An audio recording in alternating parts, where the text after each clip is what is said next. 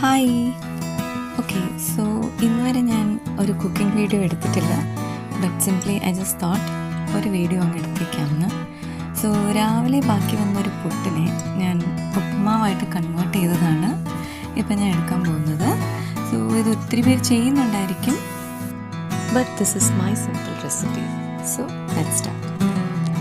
So ഇതിനാവശ്യമുള്ളത് രാവിലെ ഉണ്ടാക്കിയ പുട്ട് പൊടിച്ചത്, മുട്ട, പച്ചമുളക്, തക്കാളി, സവാള, പിന്നെ എണ്ണ, കടുക് പൊട്ടി വരുമ്പോഴത്തേക്കും സവാള ഇടുക, നല്ലപോലെ സോട്ട് ചെയ്യുക. എന്നിട്ട് കുറച്ച് ആവശ്യത്തിനുള്ള ഉപ്പ്, അതിൻ്റെ കൂടെ തന്നെ തക്കാളി ഒന്ന് സോട്ട് ചെയ്യുക.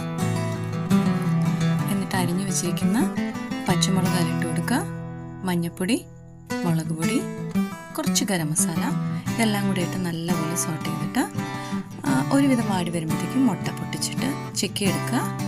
അതും നല്ലപോലെ നമ്മൾ മിക്സ് ചെയ്തെടുത്തിട്ട് നമ്മൾ രാവിലെ ഉണ്ടാക്കിയ പുട്ട് പൊടിച്ച് വെച്ചിരിക്കുന്ന പൊടിച്ച പുട്ട് അതിലോട്ടിട്ട് നല്ലപോലെ മിക്സ് ചെയ്യുക. കുറച്ച് പച്ചവെള്ളം തെളിച്ച് കൊടുക്കുക. അതും നല്ലപോലെ മിക്സ് ചെയ്തിട്ട് ലോ ഫ്ലെയിമിൽ ഒരു 2 minutes വയ്ക്കുക. ഡ്രൈ ആയിട്ട് കിട്ടും. ആ വെള്ളമെല്ലാം വറ്റി നല്ല ഉപ്പുമാവ്, ഡ്രൈ ഉപ്പുമാവായിട്ട് കിട്ടും. So ready. Thank you.